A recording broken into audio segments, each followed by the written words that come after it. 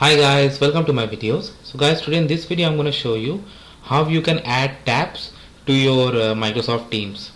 So Microsoft Teams is a huge collaboration tool based on its availability functionalities, like you can do call, video call, screen share. You can integrate multiple apps in it, and the way it integrates with SharePoint and other tools. So it's really good. So how we can add tabs, because here you see I have a team here. I have files, wikis. Can you add more tabs over here? You can. So how I'm gonna do, I'm gonna click on this plus, and now it's gonna open up the options for me that I will add. Okay, so now you have all these options. Let's say you want to add a website. I do.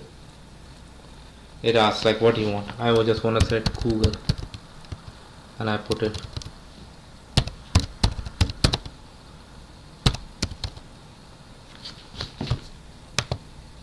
It's not a valid URL, probably because I have not added HTTP.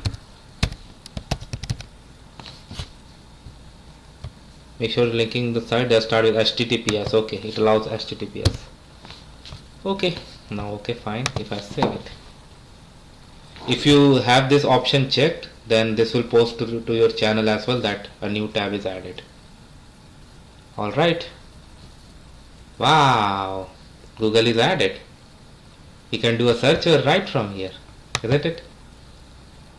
Like let's say heat waves weather. Wow, see, it's integrated. That's good. Even other sites can be implemented, and from here can we navigate to other? Yes, we can. It's damn simple, you know. It's really good.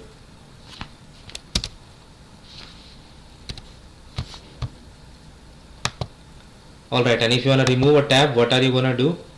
You see, you go to the drop down, you find this. For example, if I go here, I'm going to see reload, expand, copy link, rename, remove. All these options are available. And some of these apps